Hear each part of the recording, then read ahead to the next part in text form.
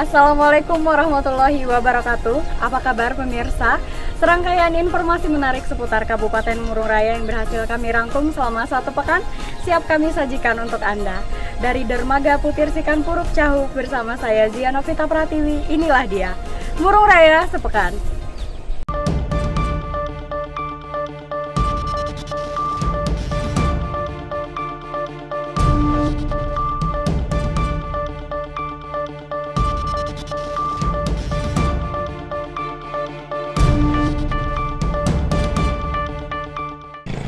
Berita pertama dari Murung Raya, Saudara. BPBD Kabupaten Murung Raya antisipasi bencana banjir musiman dengan mendirikan posko siaga banjir. Badan Penanggulangan Bencana Daerah Kabupaten Murung Raya melakukan penyisiran titik rawan banjir di desa-desa yang berada di sekitar daerah aliran sungai yang berada di sepanjang Sungai Barito, seperti Desa Briwit, Tumbang Bahan, Blange, Tuhuk, termasuk Desa Cinta Budiman yang merupakan desa paling sering terkena bencana banjir. Penyisiran kali ini dipimpin langsung oleh Kepala BPBD Kabupaten Murung Raya, Haji Ahmad Nafiah SHMM.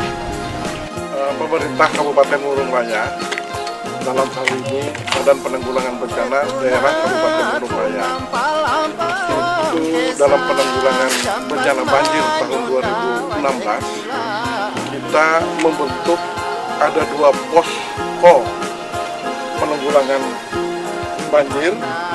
Satu di depan kantor ini sebagai posko komando secara luas ya. Yang kedua, kami juga membuat posko penanggulangan banjir terapung ya di samping dermaga, di samping pelabuhan dermaga Top. Dengan kapasitas personil 36 orang, 2 buah sepit.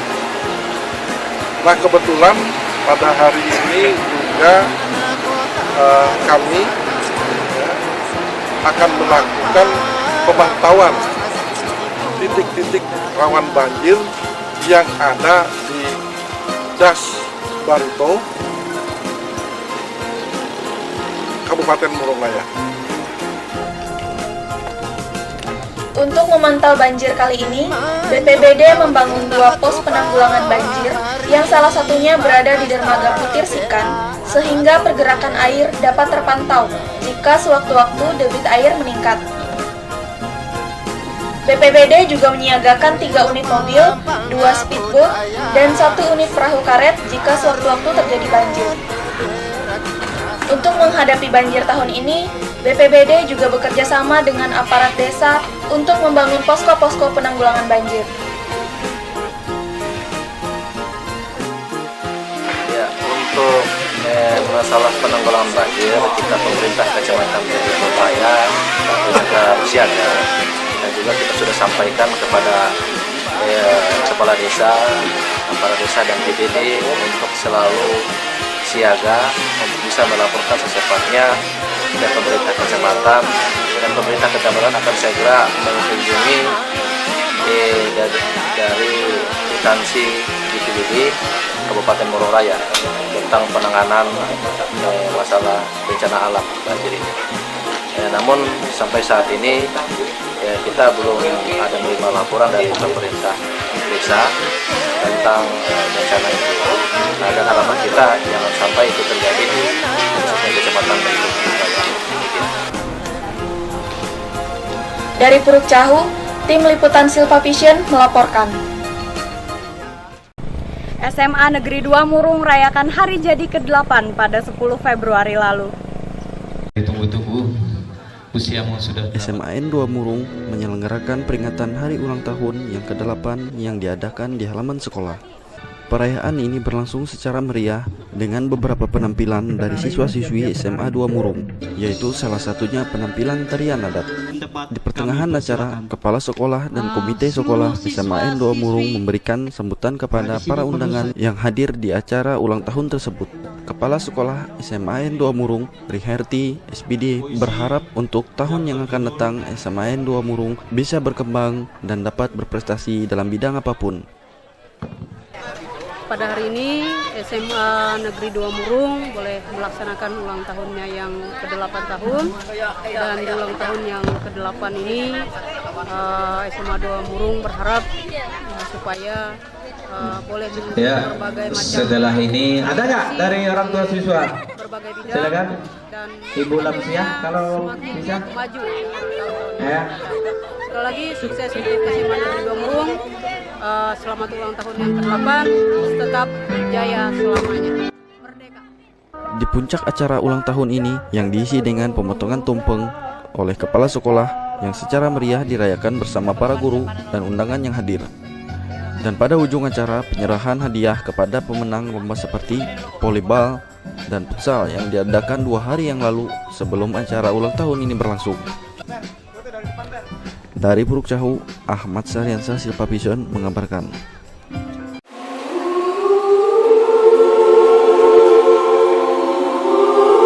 Lembaga Pengembangan Pesparawi atau LPP Kabupaten Murung Raya hari ini mengadakan lokakarya dan workshop paduan suara se-Kabupaten Murung Raya yang dilaksanakan di Gedung Gereja Eklesia Puruk Cahu. Lokakarya dan workshop kali ini dihadiri langsung oleh Doktranda Linda Kristiana selaku Ketua LPP Kabupaten Murung Raya dan diikuti oleh perwakilan dari kecamatan-kecamatan di Murung Raya. Pada hari ini LPP Kabupaten Murung Raya melaksanakan lokakarya dan workshop paduan suara se-Kabupaten Murung Raya. Kegiatan ini kami maksudkan untuk membina anak-anak Kabupaten Murung Raya untuk mampu bernyanyi yang indah dan sehat di dalam paduan suara. Ini akan membuka peluang bagi generasi kita ke depan agar supaya mereka menjadi generasi-generasi yang mampu mengeluarkan suara-suara indah mereka. LPP Kabupaten Murung Raya juga mendatangkan instruktur Julius Istarto dari Salatiga yang merupakan instruktur internasional yang sudah diakui di bidang seni. Linda Kristiana selaku Ketua LPP juga berharap workshop ini dapat membuka lapangan pekerjaan untuk masa depan para peserta nantinya. Dari Puruk Cahu, tim liputan Silpa Vision mengabarkan. Desa Juking Pajang siap hadapi banjir musiman. Alih-alih merasa terancam, warga Desa Juking Pajang merasakan manfaat tersendiri dari bencana banjir. Sejak beberapa hari terakhir, permukaan air Sungai Barito semakin dalam dan semakin mendekati permukiman warga Desa Juking Pajang. Naiknya permukaan air Sungai Barito ini dikarenakan hujan yang terjadi di daerah hulu. Semakin dekatnya air ke tempat tinggal warga tidak membuat masyarakat Desa Juking Pajang khawatir.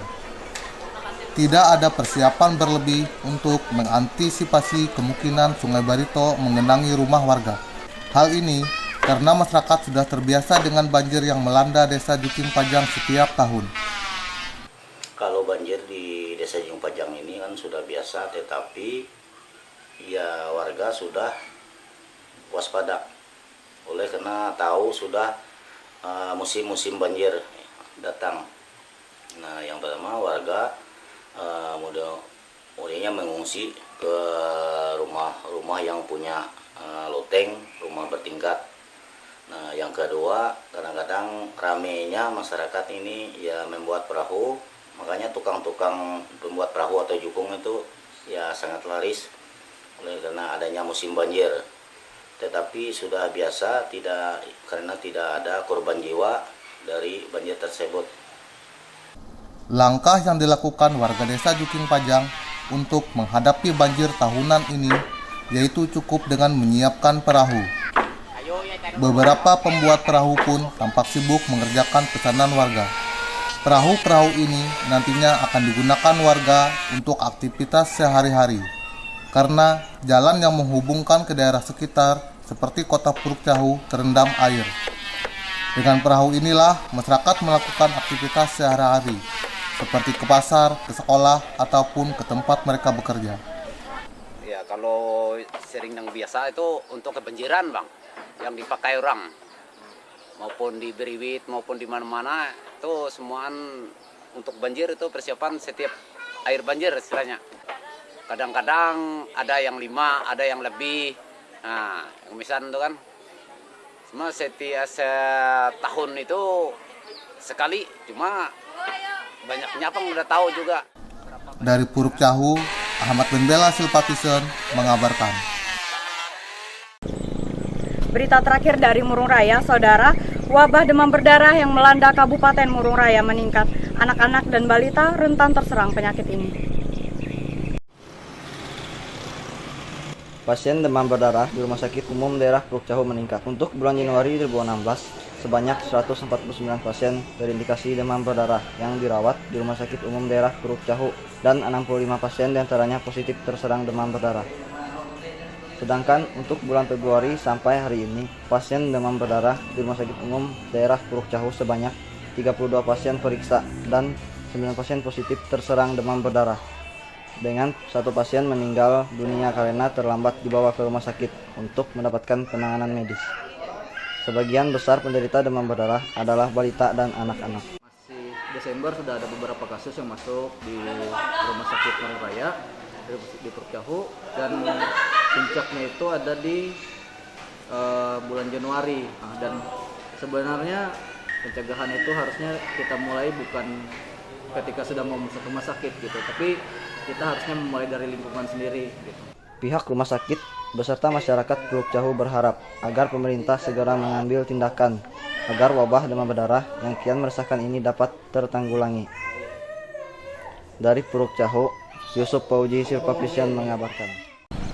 Demikian saudara, kabar Murung Raya pekan ini telah kami sajikan untuk Anda. Selanjutnya akan kami sajikan berita dari Kota Muara Teweh, Pangkalan Bun, dan Sampit dalam Sepekan Kalteng.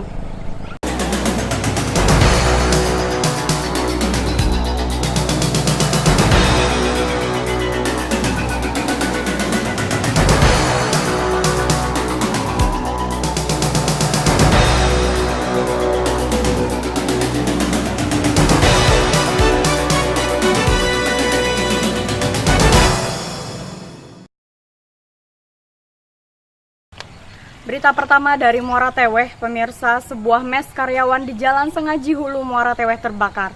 Penyebab kebakaran belum diketahui.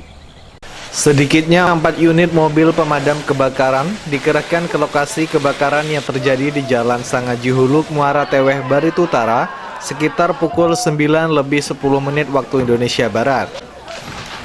Petugas pemadam kebakaran yang dibantu warga beramai-ramai ikut memadamkan kobaran api. Menurut saksi mata, awalnya api terlihat dari lantai 2 kamar karyawan dan menjalar membesar menghanguskan bangunan yang sebagian material terbuat dari kayu. Kronologi kejadiannya tadi seperti apa, Pak? Boleh dijelaskan sedikit? Berdasarkan penglihatan dari sebelah rumah tuh dari lantai 2 belakang. Ya. Lantai 2 belakang. Terus? Setelah itu kami kan asik-asik merangkai bunga di depan. Ya. Jadi pas ada anak karyawan yang ngomong, bilangnya ada api. Terus saya lihat ke belakang dari lantai 2 belakang. Itu kos-kosan dan gudang. Kalau rumah depan ya alhamdulillah tidak kena. Kebakarannya yang pertama terjadi di jam 9 lewat 10 menit diperkirakan. Diperkirakan 9 jam 9 lewat 10 menit. Tidak ada korban jiwa dalam kejadian itu. Kerugian ditaksir mencapai puluhan juta rupiah dan penyebab kebakaran sendiri belum diketahui pasti. Menunggu hasil penyelidikan dari pihak kepolisian. Tim Liputan Batara TV melaporkan. Badan Pusat Statistik Kabupaten Barito Utara mengadakan pelatihan petugas sensus jelang sensus ekonomi 2016. Menjelang dilaksanakannya sensus ekonomi 2016 pada bulan Mei mendatang, Badan Pusat Statistik BPS Kabupaten Barito Utara mengadakan pelatihan petugas sosial survei ekonomi nasional atau Susenas dan Kor Konsumsi. Pelatihan ini sendiri dilaksanakan selama 2 hari dari tanggal 10 sampai 12 Februari 2016. Para peserta pelatihan ini terdiri dari 30 orang dari organik BPS dan mitra.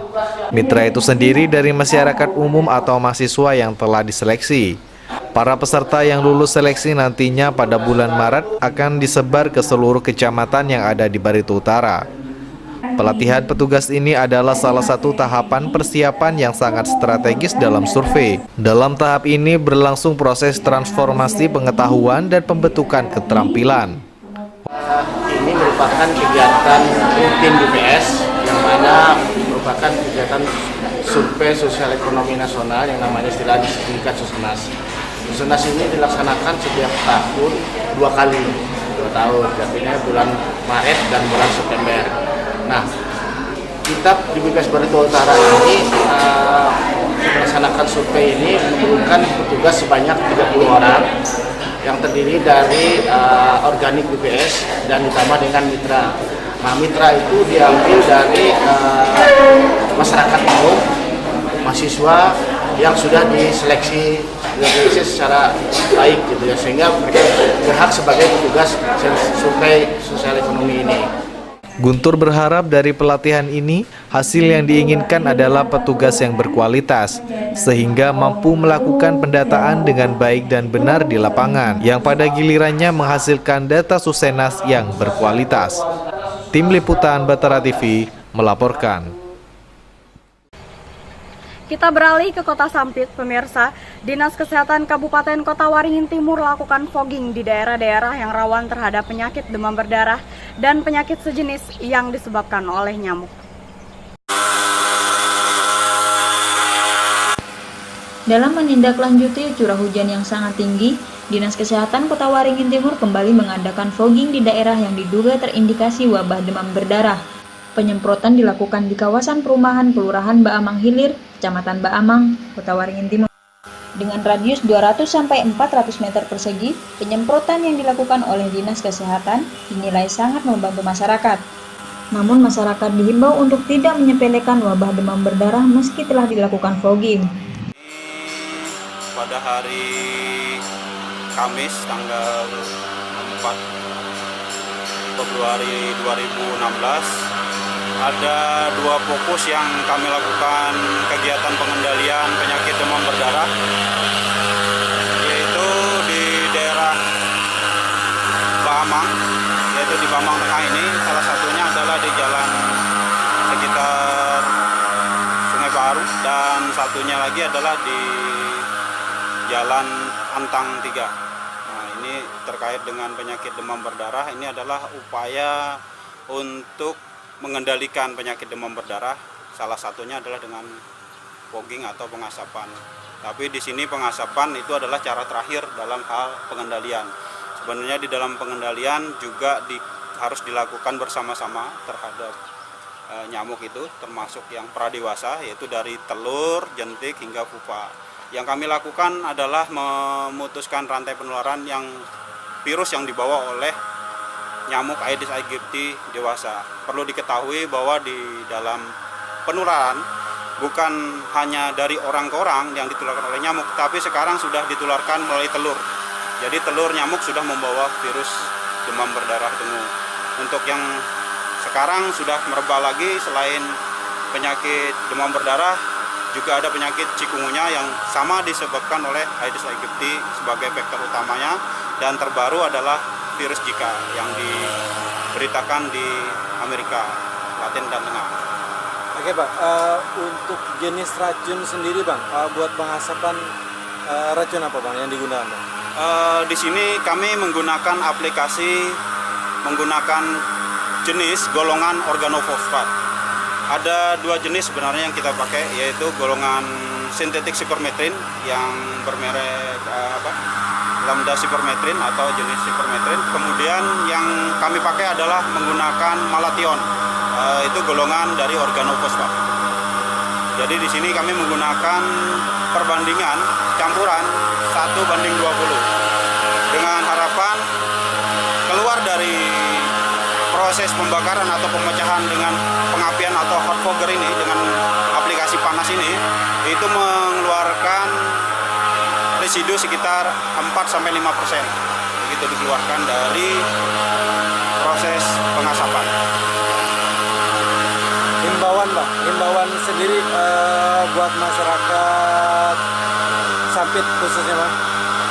Kami himbau kepada seluruh masyarakat, khususnya di Kabupaten Kota Waringin Timur, khususnya di wilayah Kota Sampit, karena kita merupakan wilayah endemis di beberapa kecamatan di Kota Sampit. Itu agar berhati-hati terhadap penurunan penyakit demam berdarah di wilayah kita. Upayanya adalah dengan pencegahan.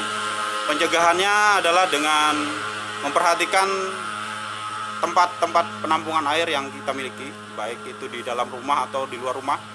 Terutama yang di luar rumah seperti drum-drum untuk penampung air hujan, kemudian ban-ban bekas dan kaleng-kaleng bekas termasuk barang bekas lainnya yang kemungkinan bisa menampung air hujan, itu diamankan atau dibersihkan. Kemudian bila tidak bisa dibersihkan atau tidak bisa dikuras, bisa diberi dengan bubuk abate atau larvasida.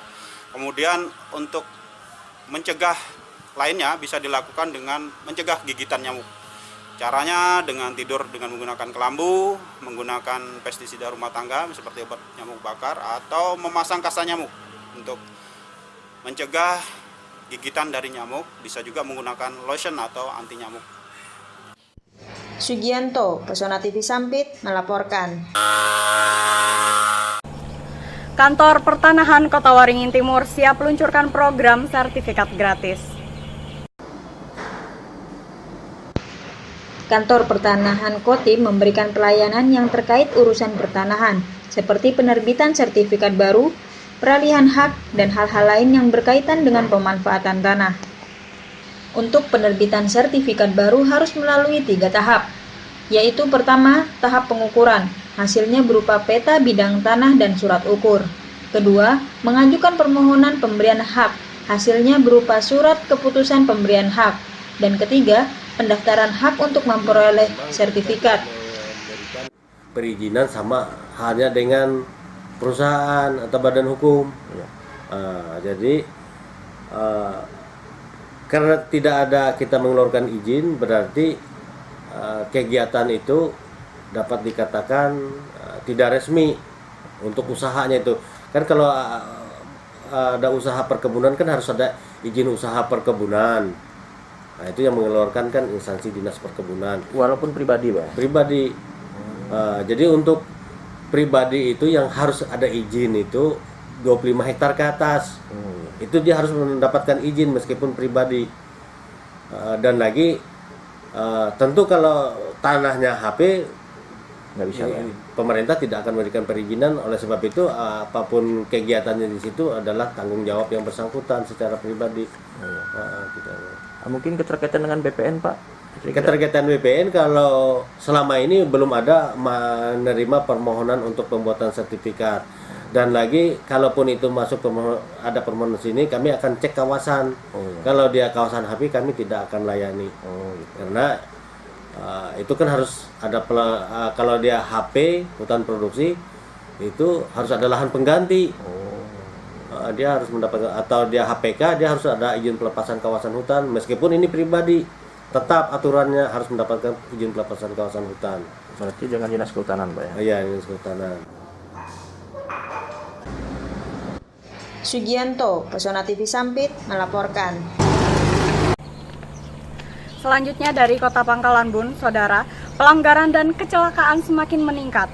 Hal ini dikarenakan kurangnya kesadaran pengguna jalan yang tidak mematuhi aturan dan rambu-rambu lalu lintas yang terpasang di sepanjang jalan protokol di Kota Waringin Barat.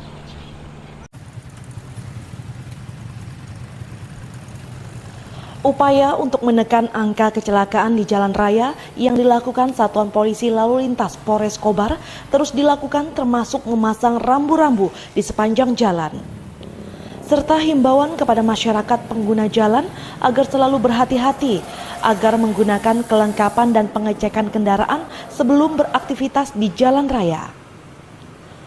Meski himbauan dan sosialisasi sudah disampaikan, tetapi masih banyak pengguna kendaraan yang dengan sengaja bahkan nekat melanggar rambu-rambu, seperti berkendara melawan arus di tengah keramaian dan berkendara dengan sengaja tidak menggunakan helm sebagai pelindung kepala yang sangat vital. Bahkan aturan yang sudah ditetapkan seharusnya diterapkan oleh pengguna kendaraan agar kasus kecelakaan yang sering terjadi di wilayah hukum Polres Kobar bisa dihindari. Sedangkan selama peraturan berlaku hanya pada pagi hari apabila ada petugas dari Satlantas Polres Kobar yang berada di jalan raya untuk mengatur kelancaran arus kendaraan. Dalam seminggu terakhir saja sudah beberapa kali terjadi kasus kecelakaan baik kendaraan roda 2 dan kendaraan roda 4 akibat kecerobohan dan kelalaian dari pengguna kendaraan yang tidak mematuhi aturan yang berlaku. Dan dalam hal ini juga Satlantas Polres Kobar diharapkan untuk selalu rutin melakukan patroli setiap hari dan menindak tegas pelanggar yang tidak mematuhi aturan, termasuk menindak tegas kendaraan yang mengangkut beban yang melebihi kapasitas kekuatan jalan yang sudah ditetapkan maksimal 10 ton. Rudi Bintoro, SBTV.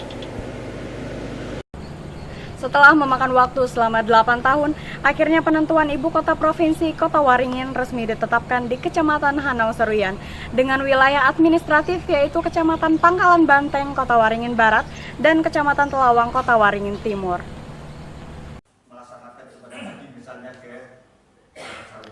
Setelah selama 8 tahun bergulir, akhirnya penentuan Ibu Kota Provinsi Kota Waringin yang digagas oleh Badan Pekerja Pemekaran Provinsi Kota Waringin secara resmi ditetapkan. Penetapan ini dilakukan dalam rapat koordinasi yang dilaksanakan di Kota Nangabulik, Kabupaten Lamandau pada Rabu malam yang juga turut dihadiri oleh perwakilan BP3K 5 kabupaten tak terkecuali perwakilan BP3K Kota Waringin Barat.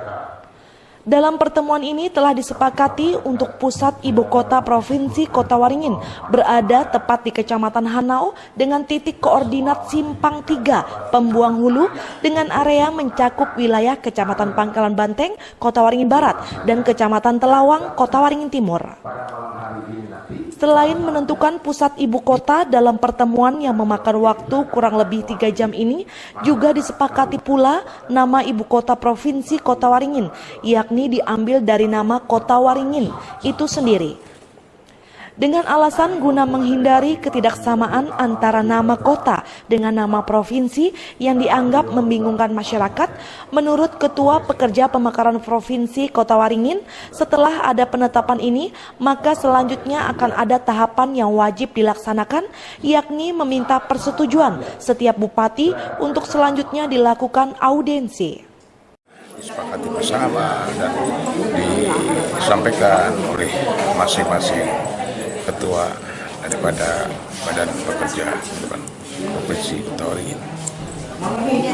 Langkah berikutnya adalah terutama dari kami Ketua BP3K Provinsi persiapkan surat pemberitahuan kepada Gubernur, maka bahwa letak ibu kota provinsi sudah disepakati. Kemudian dalam surat tersebut tentunya kita juga mengharapkan bisa audiensi lobbying dengan beliau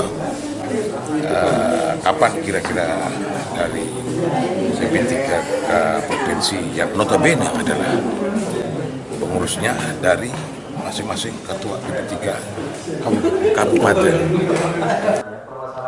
Sementara itu, Bupati Seruyan yang juga merupakan Sekretaris Koordinator Bupati 5 Kabupaten mengatakan akan menindaklanjuti putusan ini, akan mengajak Bupati serta pengurus BP3K untuk meninjau lokasi yang sudah ditetapkan.